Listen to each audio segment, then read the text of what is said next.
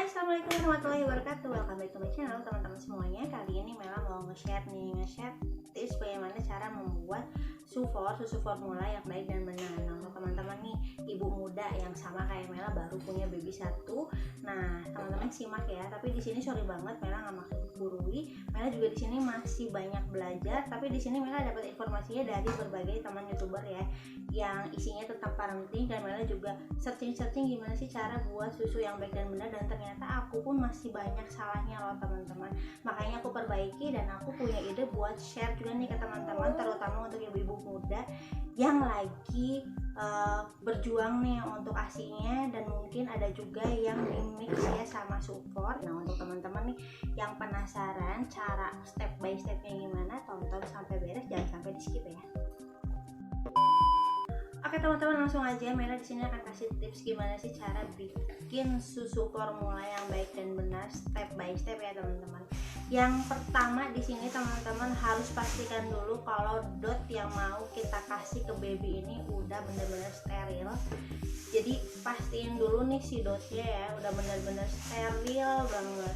Yang pasti yang pertama ini teman-teman harus cucinya itu pakai pembersih khusus baby ya. Kalau di sini aku nyaranin pakai sleek, karena di sleek itu ada food grade nya gitu. Nah itu amit-amitnya kalau misalnya kemakan itu udah aman banget buat baby, tapi jangan sampai gara-gara itu ada kandungan aman di si sleek jadi teman-teman nyucinya salah-salahnya. Tetap harus bersih biar nanti nggak ada bakteri yang masuk ke dalam tubuh si baby gitu ya. Pastiin dulu dicuci yang bersih. Kemudian kalau teman-teman punya budget lebih nih ya, teman-teman bisa beli sterilisasi untuk bersihin ini si dot ya, kayak mesin uap gitu loh teman-teman. Tapi kalau teman-teman nggak ada budget lebih itu nggak masalah. Aku pun sampai sekarang nggak punya tuh alat sterilisasi untuk dot, itu aku nggak punya yang kayak gitu.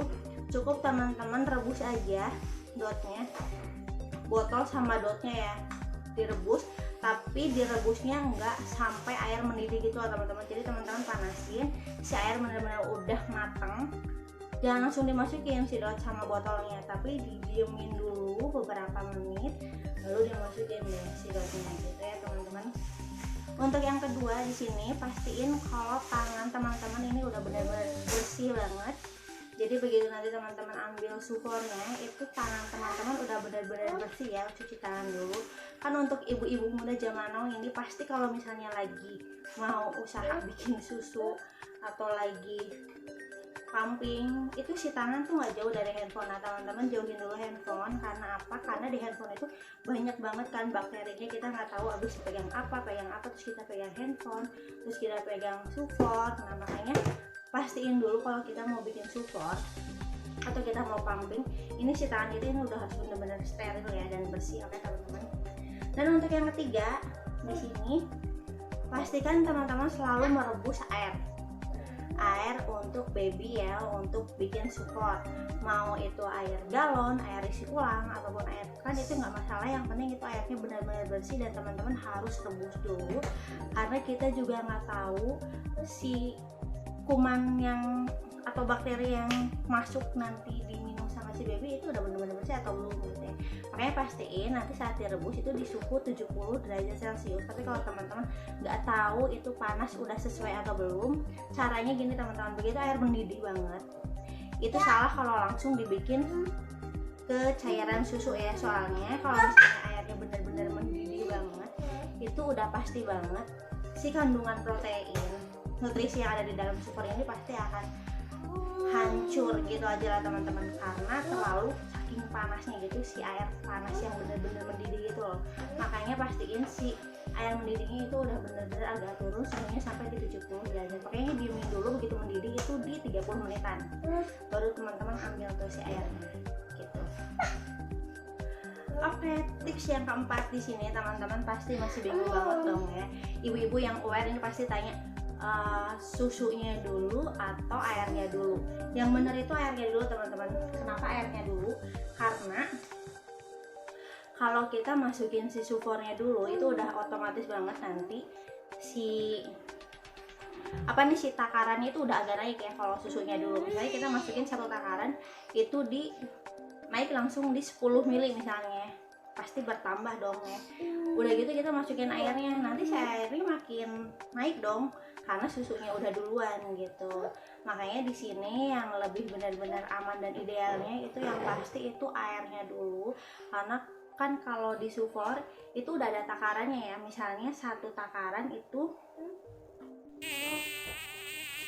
misalnya itu untuk di satu takaran itu 36 mili untuk 1 sendok ya. Terus kita belum juga tahu nih si takaran airnya udah sesuai atau belum. Kalau kita masukin si susu formulanya itu otomatis udah naik lebih teman-teman.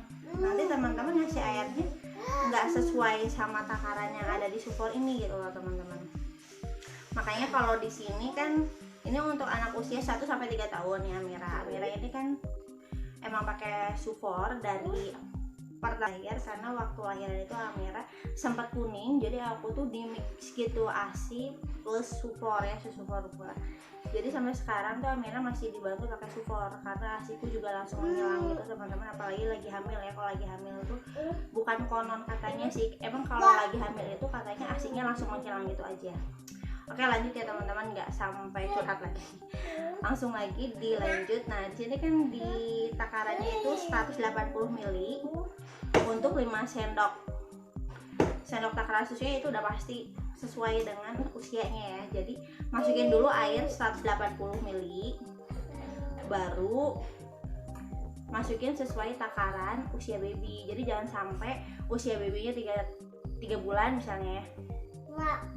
Terus teman-teman kasih takarannya lebih rendah, atau misalnya anakku ini kan usianya 1 tahun, di sini kan emang petunjuknya minum susu itu 5 sendok ya. Terus sehari ini 3 kali minum susu 5 sendok, airnya itu di 180 ml. Nah jadi jangan sampai usia anak 1 tahun kasih takarannya 3 sendok. Nah itu nggak boleh. Kenapa? Karena nanti kandungan gizi yang masuk ke anak ini, ke anakku ini, jadi nanti nggak berkurang gitu, nggak sesuai dengan usianya gitu. Terus gimana kalau misalnya si airnya itu lebih encer, atau nanti si airnya itu lebih kental? Nah teman-teman di sini harus tahu, anak-anak yang minum pakai susu formula itu kebanyakan sembelit loh teman-teman. Karena apa? Karena emang kebanyakan juga alergi kan. Ini kan susu sapi ya, ada juga yang benar-benar nggak cocok gitu. Sampai ada temanku juga yang pakai soya gitu kan, kayak kedelai. Makanya untuk pakai susu formula kayak gini, apalagi susu sapi, ini benar-benar harus diperhatiin banget cara pembuatannya, dan jangan sampai terlalu cair ataupun jangan terlalu kental. Itu juga bisa nyebabin kolik ya teman-teman. Oke, di sini untuk tips yang kelima. Nah teman-teman, ini kalau teman-teman udah ngasih air di 180 ml, bebas lah ya, 180 ml atau berapapun itu sesuai dengan usia babynya, atau 30 ml yang baru lahir gitu ya, atau 40 ml. Nah teman-teman pastiin begitu teman-teman kasih air dan udah dikasih susu, ini kan ada tutupnya nih. Ini masih banyak banget ibu-ibu muda yang aku perhatiin kalau misalnya aku main ke rumah teman gitu ya, sebelum pandemi ya, kalau sekarang aku nggak pernah main. Jadi si dotnya itu begini loh, ujungnya itu dipegang pakai ujung jari kayak gini. Padahal kan ini udah simpel banget nih, udah ada penutupnya. Kenapa nggak langsung ditutup gini aja baru dikocok gini kan? Ini kan udah simpel banget nih, udah ada tutupnya. Jadi buat praktis aja, jangan sampai dipegang ujungnya gini, karena kita juga nggak tahu kan di tangan kita ini ada bakteri atau enggak. Tutup gini aja simpel, lalu kita kocok gitu. Dan untuk tips yang keenam, ini untuk kocok sama goyang kayak gini, untuk ngaduk si susu itu lebih baiknya itu sebenarnya digoyang gini loh teman-teman, nggak dikocok kayak gini. Karena apa? Kalau dikocok gini itu akan banyak gelembung di bagian atas, itu udah pasti banget.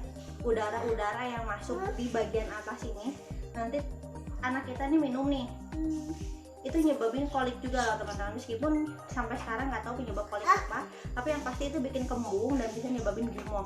Makanya kalau bisa teman-teman langsung goyang gini aja loh, digoyang gini, nggak usah dikocok gini, itu udah pasti banget nanti banyak busa di bagian atasnya gitu, banyak udara yang masuk nanti. Makanya diginiin aja, digoyang gini aja, jangan sampai dikocok ya teman-teman.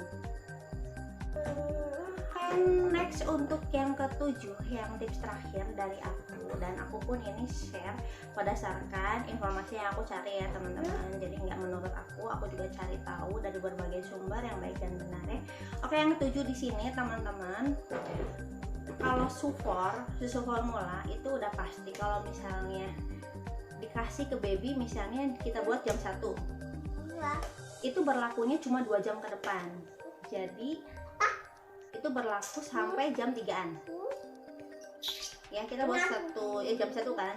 Nah jam 2 jam 3 itu udah harus habis itu susu. Kalau misalnya gimana, kalau misalnya sisa, mending dibuang aja teman-teman, soalnya kita nggak tahu bakteri mana yang masuk di dalam si susu ini, yang ngendap gitu aja ya, yang masih hidup di dalam susu yang nanti kita kasih ke baby gitu. Makanya pastiin kalau udah 2 jam, kalau nggak habis mending langsung dibuang aja. Apalagi untuk baby yang baru lahir dikasih support, itu warning banget. Jadi diperhatiin banget cara minumnya ya teman-teman. Jadi begitu dibikin, kita tunggu masih nggak diminum juga, pastiin aja dibangunin babynya kalau baru lahir. Itu kan per 2 jam sekali kalau nggak salah itu harus dikasih susu ya. Nah makanya berlakunya itu cuma di 2 jam gitu. Tapi kalau ASI, kalau setauku kalau di ruangan terbuka kayak gini, nggak di dalam kulkas, itu kalau nggak salah ya, koreksi kalau aku salah, kalau nggak salah itu berlakunya di 4 jam gitu kalau ASI. Oke teman-teman, kita langsung praktekin aja ke cara pembuatan sufornya ya teman-teman. Di sini aku udah cuci bersih tanganku. Aku mau langsung aja kasih susu formula untuk baby Anita. Sini Ra, pinjam Muna. Oh ya teman-teman, ada yang tertinggal, sorry banget. Pastiin si takaran sufor, kalau teman-teman ada yang pakai sufor ya ini ya, dan mungkin anaknya di mix pakai sufor. Ini kan di dalam susu formula, mau yang kemasan kaleng ataupun dus, itu udah pasti ada takaran si susunya. Kalau bisa nyimpan si takarannya itu jangan langsung di dalam susunya, karena kita juga nggak tahu kan setelah kita ambil keluar nih si botolnya, kita ambil keluar si takarannya, itu ada bakteri yang masuk nggak, ada kuman yang masuk nggak, kita tahu tangan kitanya benar-benar bersih atau enggak. Kalau misalnya kita masukin lagi ke dalam susunya, khawatirnya itu si susunya udah tercampur dengan bakteri-bakteri yang masuk di dalam si takaran susunya. Makanya aku selalu bawa si Tupperware kecil kalau kemana-mana. Kalau di rumah ya aku taruh di sini aja, dan ini juga kalau misalnya aku kemana-mana, Tupperware ini selalu aku bawa, dan ini isinya takaran-takaran susu yang sesuai dengan usia anakku. Ada beberapa takaran di dalamnya. Jadi pastiin nggak naruh di takaran yang sama ya. Jangan, saya nggak boleh. Nggak boleh kan, lagi review, diam dulu. Nggak boleh ya. Ya. Gitu ya teman-teman. Jadi pastiin dulu sih takarannya ini nggak di tempat yang sama di dalam susu.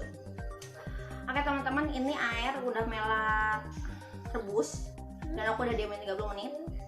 Sini aku mau langsung kasih aja di 180 ml ya teman-teman. Oke, di 180 ml.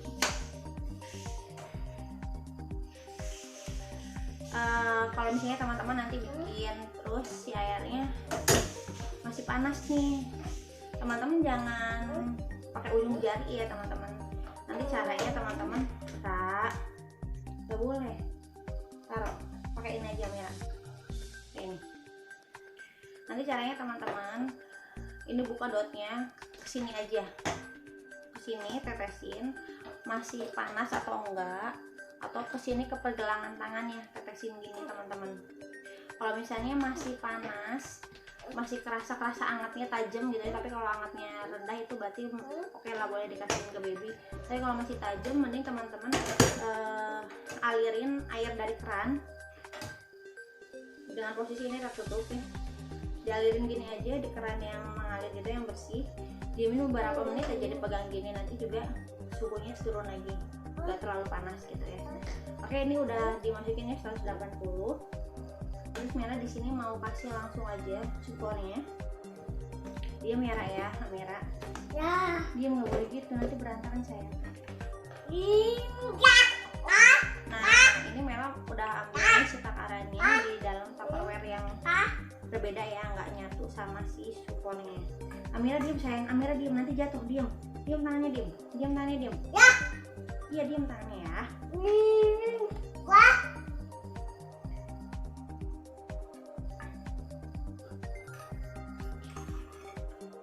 Ini ya teman-teman, jadi airnya dulu baru si supornya.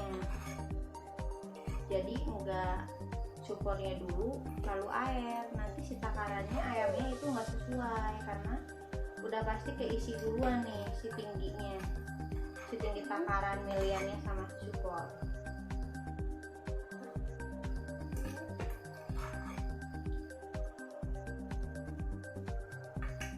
Ini udah beres kan, jangan lupa jangan taruh di dalam tapi taruh lagi di tupperware ya. Terserah teman-teman, kalau teman-teman punya food container yang kecil aja, kalau punya tupperware yang kecil taruh di tupperware aja. Yang pasti taruh di tempat yang benar-benar bersih, aman, dan benar-benar tertutup rapi ya teman-teman.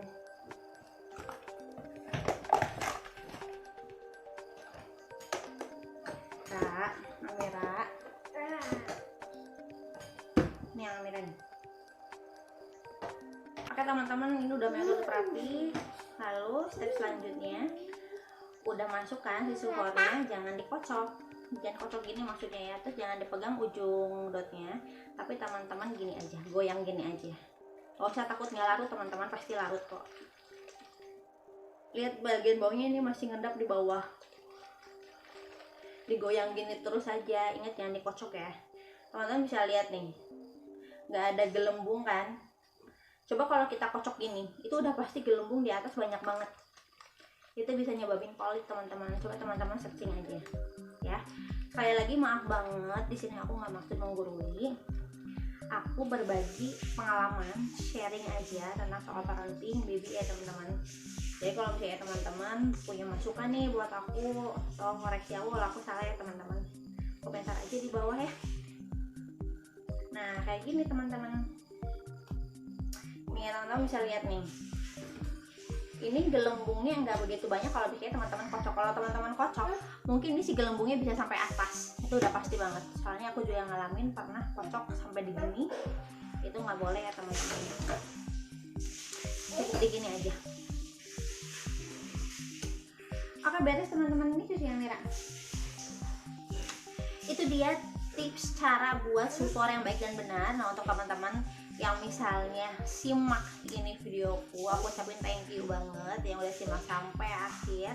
Itu dia tips cara tutorial bikin supor yang baik dan benar ya teman-teman. Jadi untuk teman-teman yang lagi berjuang untuk ngurusin babynya, apalagi mandiri, aku ucapin semangat terus teman-teman. Jaga babynya sampai benar-benar sehat, tumbuh dewasa, nggak sakit sedikit pun. Karena kalau udah anak sakit itu udah pasti kita tuh benar-benar stres banget bawaannya. Tapi teman-teman harus bersantai, karena kalau kitanya bawaannya stres, moodnya jelek, itu udah pasti si anak juga rewel gitu ya teman-teman. Oke teman-teman, makasih banyak untuk teman-teman yang udah simak, teman-teman setiaku yang udah tonton sampai hari ini. Detik ini aku ucapin makasih banyak. Dan untuk teman-teman yang baru simak dan baru berkunjung ke channelku, aku ucapin thank you banget. Kalau misalnya teman-teman suka, jangan sampai lupa di subscribe, kemudian like, komen, dan boleh dong di share ya kalau misalnya ada beberapa teman yang mungkin lagi membutuhkan video ini. Oke kalau gitu sampai jumpa di video-video selanjutnya. See you next video. Bye bye. Kiss bye kak. Bye.